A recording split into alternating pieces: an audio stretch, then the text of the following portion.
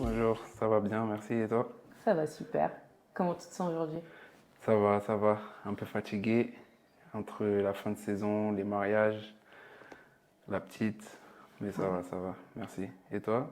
Bah écoute, moi ça va toujours, hein. Est-ce que tu peux un peu nous parler de toi, te présenter? Gaius Makuta, Mhm, joueur de football professionnel. mhm. Je joue en Turquie, à l'Anyaspor en première ligue. Et puis voilà, je suis un mari, un père, un frère, un cousin, comme tout le monde. Qu'est-ce que ça fait de commencer dans la cour de récré et de jouer après devant des milliers de personnes? C'est vrai que ça. Je veux pas dire que ça fait bizarre parce que quand tu es dans la cour de récré, tu te dis pas forcément qu'un jour tu vas jouer dans des stades pleins. Tu es juste un jeune garçon qui espère, qui rêve. Donc dans la cour de récré, c'est plus jouer avec les amis, prendre du plaisir, courir comme un fou un peu partout. Et c'est vrai que après, quand tu fais la rétrospection et que tu vois que plusieurs années plus tard, tu arrives à jouer devant 50 000, 60 000, c'est vrai que C'est fort. tu vois qu'il y a quand même du chemin parcouru. T'avais ce rêve depuis petit. Oui, depuis petit, je voulais devenir footballeur professionnel. Mhm. Après, je ne savais pas si ça allait marcher ou pas, mais moi, j'étais déterminé en tout cas à suivre cette voie-là. Ok, bah c'est cool ça. On va venir un petit peu sur ton rapport aux cheveux. Les locks, c'est un style ou t'as une conviction par rapport à ça? Non, personnellement, pour moi, c'est plus un style qu'une conviction. Mhm. Après, je sais que les locks, c'est plus profond que ça par rapport au Rastafari, à la Jamaïque, etc. Mais personnellement, pour moi, c'est juste que j'avais fait beaucoup de coupes dans ma vie. Ouais. Et des crêtes, des dégradés, des défrisages, des teintures, des Mhm. tresses. J'ai tout essayé et c'est vrai qu'à partir d'un moment, je me suis dit, qu'est-ce que je peux faire maintenant? J'ai plus trop envie de me couper toutes les semaines les cheveux parce que quand tu fais des dégradés, il faut Ah aller chez le bah oui, il faut coiffeur de être manière soin, récurrente. hein. Et les locks, c'était la coupe qui me correspondait le mieux pour ce Mhm. que je voulais à ce moment-là. C'est-à-dire laisser pousser mes cheveux, ne pas être obligé d'aller chez le coiffeur tout le temps, etc. Mais après, avec le temps, je me suis aperçu que c'était beaucoup de travail quand même. Et ça fait combien de temps que tu as tes locks?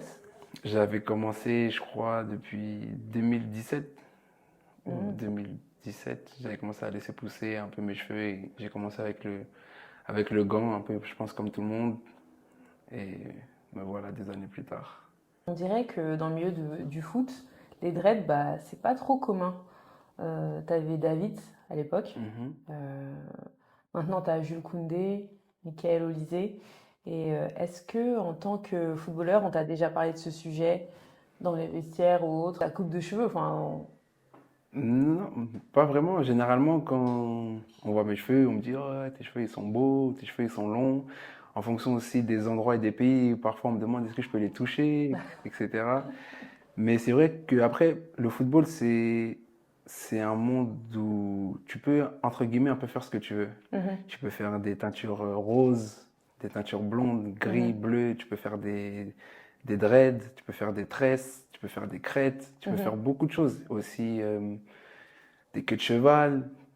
En vrai, le football aussi, il y a un côté mode aussi qui va avec. mhm, Donc c'est vrai que quand tu as une coupe de cheveux différente, par exemple, comme tu me disais, Djibril Cissé ou aussi David Beckham qui est connu pour ça, mhm, généralement, après, ça s'associe avec la célébrité.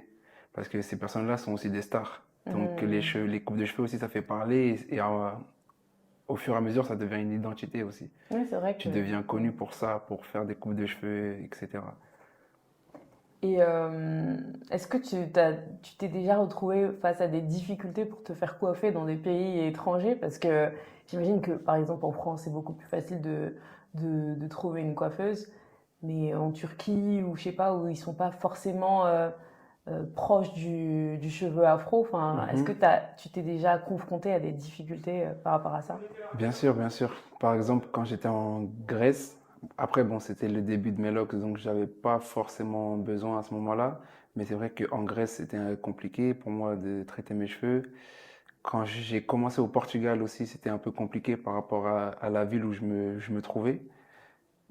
Et en Turquie aussi, c'est aussi compliqué. À Istanbul, c'est plus Mhm, simple parce qu'il y a beaucoup de personnes d'origine africaine, mhm. c'est-à-dire des Nigérians, des Ghanéens. Donc c'est plus facile de trouver, mais comme moi je suis dans le sud, c'est vrai que c'est plus compliqué pour moi de me coiffer, en tout cas de manière régulière. Mhm.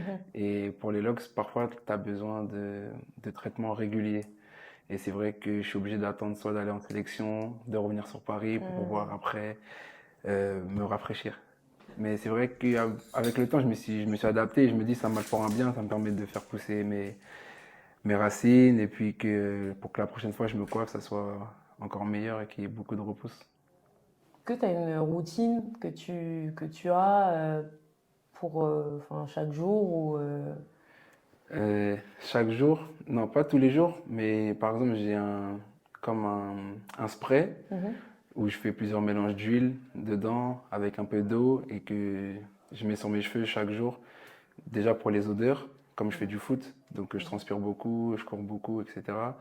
Et aussi pour pas que mes cheveux restent secs, Mhm. c'est important, sinon ça peut se casser.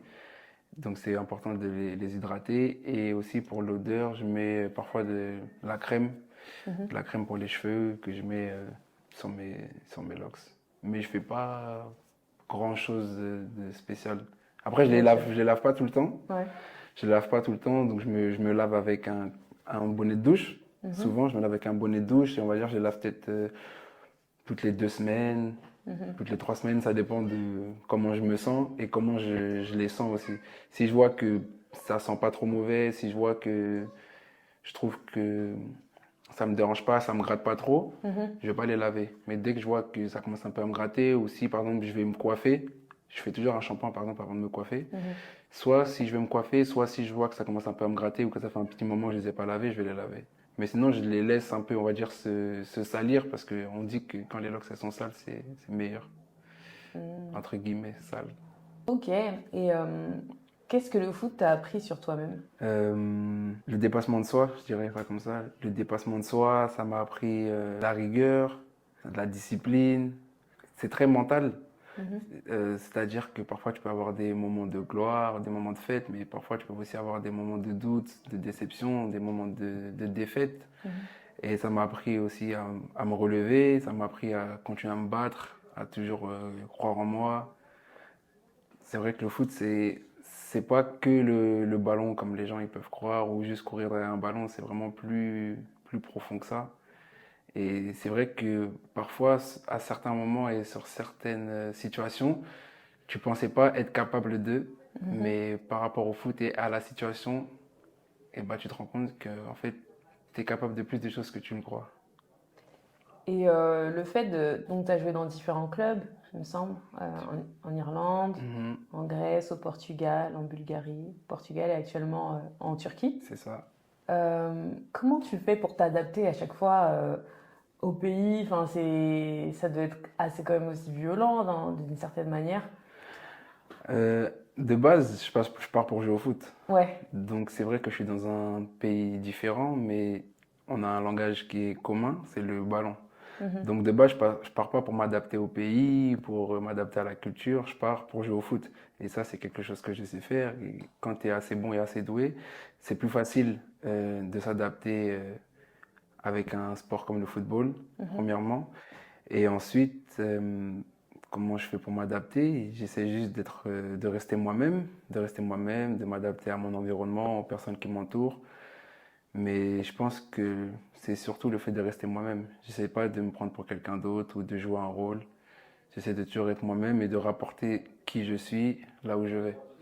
Il t'est déjà arrivé de devoir adapter ta coupe par rapport à un milieu ou non, tu t'es jamais posé la question, genre, Non, jamais, jamais. t'as toujours été toi-même. Toujours, toujours. Les locks, ça fait partie de moi. Ça fait partie de moi et c'est même, comme je t'ai dit, ça devient une identité, ça fait partie de moi. On me reconnaît à ça aussi. Ça me différencie aussi sur le terrain. Mhm. C'est-à-dire quand tu me vois dans une équipe, je suis l'un des seuls à avoir, ou le seul à avoir cette coupe de cheveux et ce type de cheveux. Donc c'est facile aussi de me reconnaître, c'est facile de m'apercevoir. Et ça fait partie de moi. Jamais je vais aller dans un endroit et couper mes locks pour qui que ce soit. Et qu'est-ce que tu aimerais qu'on retienne de toi en dehors du foot? En dehors du foot, honnêtement, juste que je suis quelqu'un de bien, une personne généreuse, et une personne qui est toujours restée la même, peu importe son statut, peu importe sa position, que ce soit sociale ou financière, et que, Et voilà, moi, c'est juste ça. Mhm. J'ai pas besoin qu'on se souvienne de moi forcément par rapport à ce que je fais dans le foot ou par rapport ou que je sois starifié, on va dire ça comme ça. Mhm. Moi, tout ce que je veux, c'est, comme je t'ai dit, juste qu'on se souvienne de moi, que j'étais quelqu'un de bien, que je sois en haut, que je sois en bas, je suis toujours resté la même personne et que j'ai pu prendre soin de ma famille. Et si tu avais un message à transmettre aux plus jeunes qui te regardent, qui aimeraient faire comme toi, ce serait quoi? Qu'ils aimeraient faire comme moi, avoir la même coupe de Oui, cheveux que déjà, moi. premièrement, ouais. Si tu veux la même coupe de cheveux que moi, ça c'est compliqué hein, parce que mes locks là, c'est pas tout le monde qui les a. Ah ouais?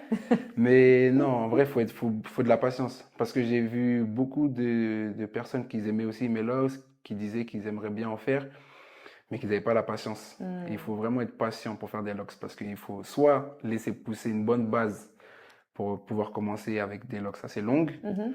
ou soit il faut commencer très court. Et moi, j'ai commencé très très court. Ah ouais. Et ensuite, pour que ça pousse aussi longtemps, j'ai attendu, attendu, attendu. Et il faut vraiment de la patience parce que sinon, tu peux pas y arriver. Donc les Hmm. logs, je pense que vraiment le secret, c'est la La patience. Et c'est pour patience. ça que tu peux voir que certaines personnes, ils n'ont pas la patience et ils préfèrent rajouter. Ils mettent beaucoup Ah oui, des rajouts, comme ça, ils ouais. ont directement des longs locks. Parce qu'en vrai, tout le monde veut des longs locks pour bouger les locks ou Ouais. pour, parce que c'est joli, mais ils n'ont pas la patience. Donc Mhm. du coup, ils préfèrent aller au coiffeur. Ils leur disent, voilà, rajoute-moi Faire des crochets ou des trucs comme voilà, ça. rajoute-moi des locks que les coiffeurs ils peuvent avoir parfois qui vendent. Et tu vois quelqu'un qui, du jour au lendemain, qui avait un dégradé bas, le lendemain, tu vois qu'il a des locks qui lui arrivent jusqu'aux épaules. Ouais. Tu sais que, voilà, C'est un tricheur. c'est un tricheur, ouais. C'est comme ça que je les appelle. Et après, sinon, pour le football, euh, il faut savoir que c'est pas un métier, parce que c'est un métier, c'est pas un métier facile. Mhm. Il suffit pas de seulement savoir bien jouer au football, parce que, comme je l'ai déjà dit, il y a des joueurs qui sont bien plus forts que moi, Mhm. mais pourtant qui sont pas là où je suis ou qui ont même pas atteint le niveau professionnel ou qui n'ont pas eu des carrières qui, qui devraient être à la hauteur de leur talent. Mhm. Et le football, c'est beaucoup mental, c'est beaucoup dans la tête parce que tu as beaucoup, je pense, avant d'avoir du succès, tu as beaucoup d'échecs. Et il faut voir comment toi, tu réponds à ces échecs-là. Mhm. Si tu abandonnes rapidement, si tu jettes l'éponge, et je pense qu'il faut avant tout être bien prêt mentalement.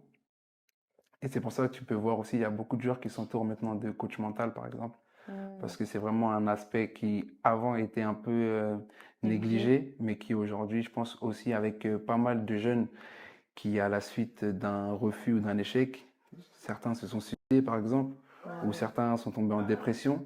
Mhm. C'est à partir de ce moment-là qu'on a vu que vraiment le mental, c'était quelque chose de très important. Ensuite, c'est aussi physiquement. Mhm. Tu peux pas boire n'importe quoi, tu peux pas manger n'importe quoi, tu peux pas dormir n'importe comment. Il y a beaucoup de restrictions, on empêche. Mhm. C'est pour ça que je dis, c'est pas seulement courir derrière un ballon, c'est que au-delà du talent, il y a beaucoup de cases à remplir. Donc, si déjà tu es prêt à devoir Faire ses sacrifices. faire ces sacrifices-là, voilà, Ouais. c'est déjà un Ouais. bon pas. Et ensuite, après, il faut jouer, il faut bien jouer pour Bah pouvoir. oui. Après tout ça, il faut jouer, et surtout bien jouer, voilà, pour pouvoir se faire remarquer, pour pouvoir perdurer. Et je pense que avant tout, c'est ça. Et que un échec, ça résume pas toute une carrière, ou un échec, ça ne veut pas dire que tu vas pas réussir. Mhm. Il faut aussi, en fonction de ton parcours, que tu puisses avoir des références. Par exemple, moi, je suis pas quelqu'un qui a réussi directement, Mhm. mais j'ai continué à y croire parce que j'ai vu que des joueurs de football qui aujourd'hui sont des grandes stars n'avaient pas aussi réussi directement. Eux aussi, ils sont passés par des zones d'ombre et que ça les a pas empêchés à la fin d'être arrivés là où ils sont et d'avoir pu faire les choses qu'ils ont faites. Tu vois. Mhm. Par exemple, Didier Drogba, c'est quelqu'un qui a réussi assez tard. Franck Ribéry, quelqu'un qui a réussi assez tard. Mathieu Valbuena, Edouard Mendy, Riyad Mahrez, il y en a plein. Et tu peux t'identifier à ces personnes-là qui ont à peu près le même parcours que toi pour te dire que C'est voilà, possible. si eux ils l'ont fait, c'est possible. Mais maintenant, c'est aussi à moi de jouer.